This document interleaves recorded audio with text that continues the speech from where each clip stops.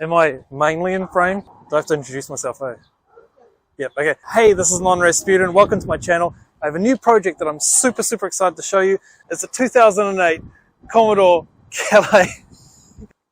This thing was destined for the scrapyard. It was going to get crushed. It was going to get turned into parts. I couldn't bear it. I had to rescue it.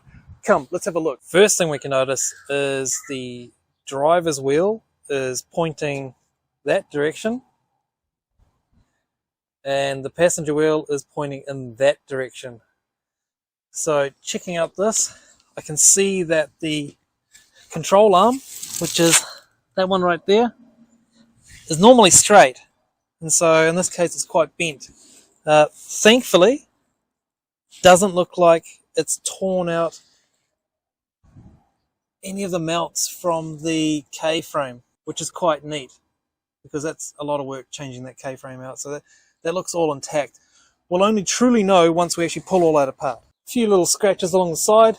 Heated mirrors, that's pretty cool. Bit of a bruise here on the rear fender. Got those nice big chubby rear lights.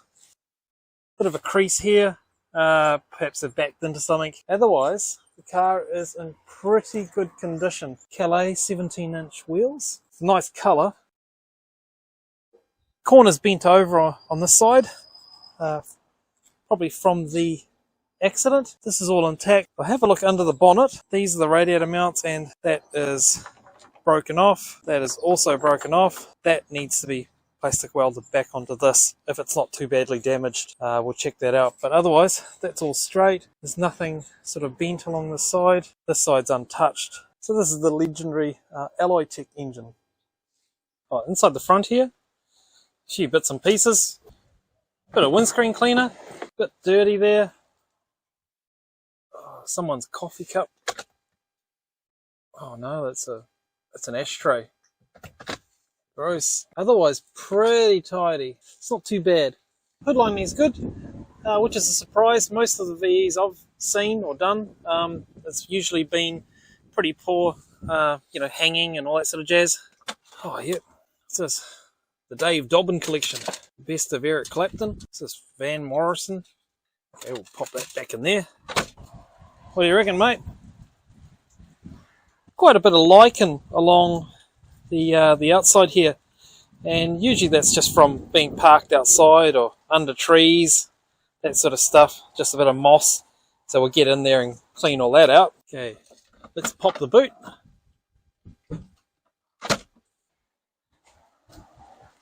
Not much in here, bit of a bucket, a couple of broken clothes hangers, bit of dust. Let's have a look underneath here, and a space saver.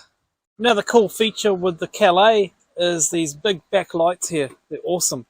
Looks like there's a few bugs living in there, so we'll have to sort that out. Oh, same on this side. It's a huge cockroach, mate. Better get you out of there. Give you a proper burial. So the Calais has the upgraded audio as well. Right. Oh, that's nice. Okay, airbag fault.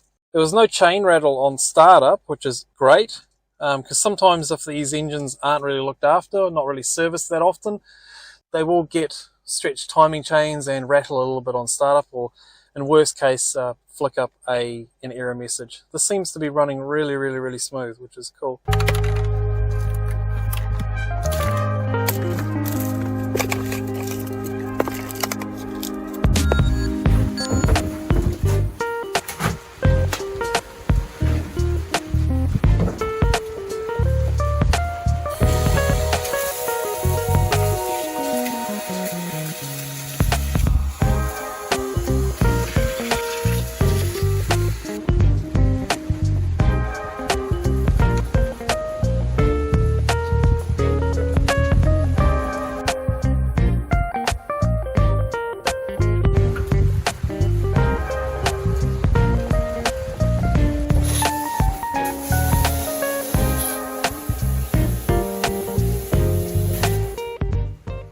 So this here is probably the easiest way I've found to clean these boot liners out, is to just basically just get some soap, and just put it all around. Just rub it into the carpet for the boot liner, and then get your water blaster and just blast away.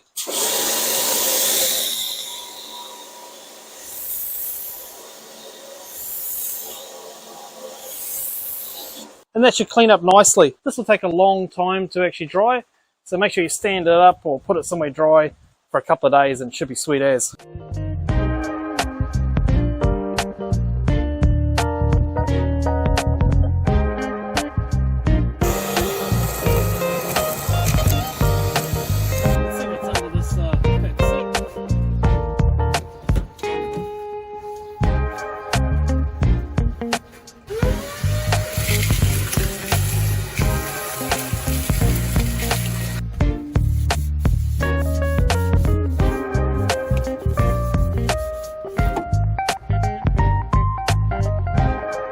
First thing we want to do is look at this issue here, which is the airbag fault.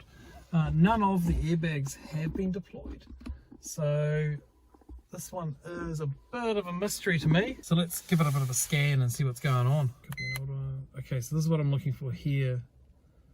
Front end sensor 1. Okay, so there are 2 sensors on in the front of the car. When there's a forward impact, they then in turn deploy the airbags. So let's go and have a look at these sensors. One of them is in here. That seems to be still connected, so that's fine. The second one is on this side. Let's have a quick look.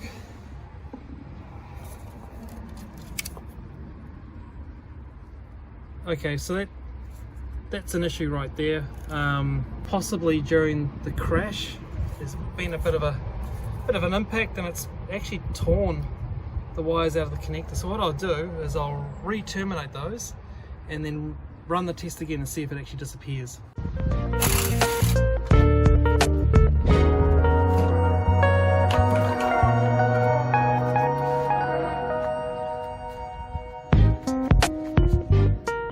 So the issue I have here is I have a connector and I don't know which core goes to which pin. So if I have a look over here, I have a green and a grey. And if I look at the good side, I have a yellow and a yellow brown. Okay, so checking out the diagram, so I've got NY, which is yellow brown and yellow. So I would take it that yellow brown would line up with S, which is grey. Okay, so yellow brown is the same as grey. On here, yellow brown is the one on the left, so I'm going to say grey is going to go into that core right there. So once we fix that up, we're going to power it up and see if we're successful or not. Got rid of that airbag light. If you poke, like say, a long pin in, you're able to safely extract the pin. So I don't happen to have any of these here, so what I'm going to do is solder the wire directly to the pin and then pop it back in place. And do this one at a time, just so I'm not mixing them up. Okay, so now I've got these both attached again. I'll then push these home. Yep.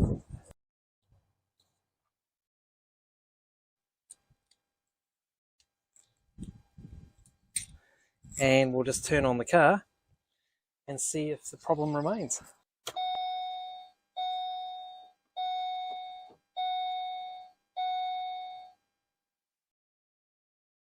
Brilliant.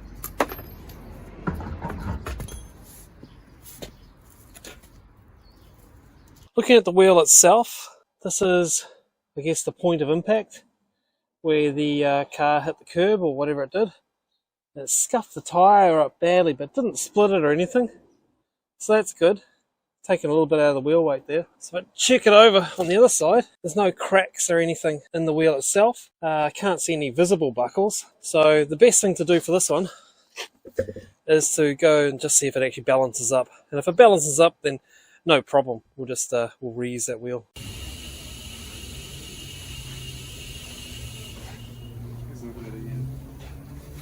Now looking at the suspension, so I guess anatomy of the suspension when it comes to this sort of crash is it's taken a huge amount of force from the bottom, and by the looks of it,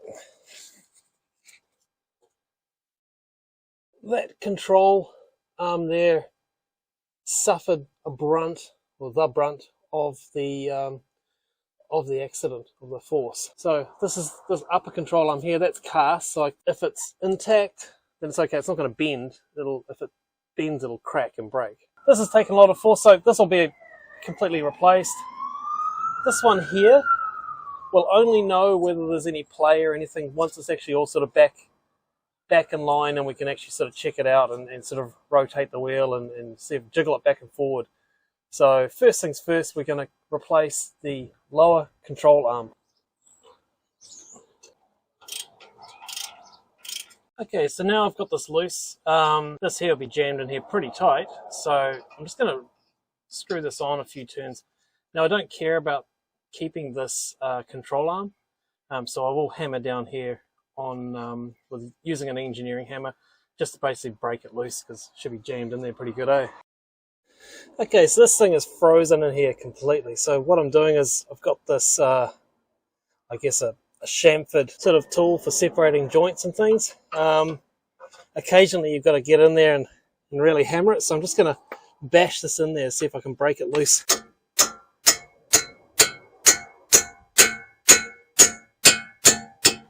Oh,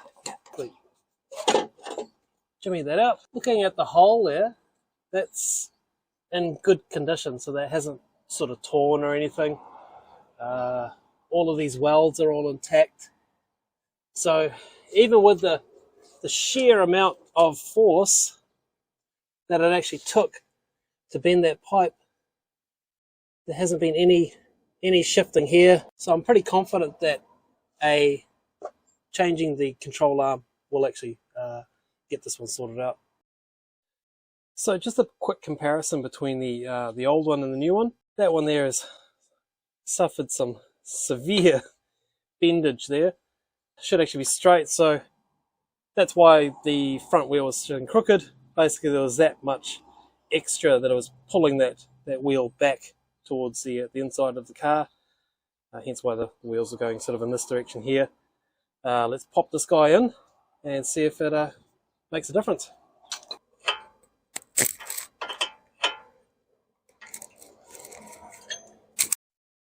Right, now she's all back together, it looks a lot better in its geometry. So everything just seems to line up. I've tried jiggling it around and stuff, and it's just, yeah, there's nothing that's making any funny noises or clicking or crunching. It's very solid. So next thing I'll do is pop the wheel on.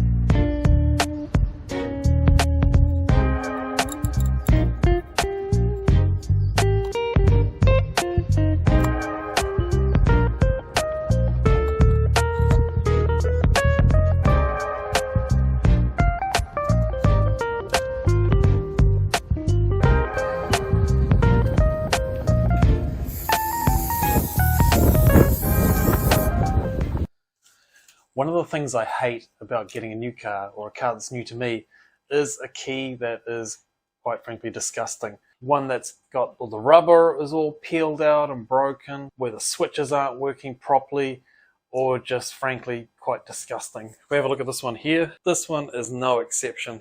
Look at this, probably years of filth in there. You can see the switch in there, which is not even great. It's not even sealing out water. You can't even press any of the buttons here because the rubber's completely gone. I mean, this thing here sits in your pocket. Basically, this thing should be clean, and it is absolutely disgraceful. So let's tidy it up. First of all, a little bit of multi-purpose cleaner just onto a rag, and basically just get that all around the entire key. It's cleaning up a bulk of the dirt. Grab yourself a small screwdriver or a knife, find this edge here, then pry it apart. It should come apart into two pieces. Okay, take your screwdriver or small knife and pry apart key, and that's the electronics we want to keep. Take this out, take out the battery. Grab yourself one of these refurb kits for your key. Pretty inexpensive. Pop the battery in, 1/2. Pop the electronics in, followed by the rubber gasket. That gives it some form of protection from moisture. Click it all back together. Then get a nice fine brush or an old toothbrush and get right into those edges, removing any dust, dirt, debris.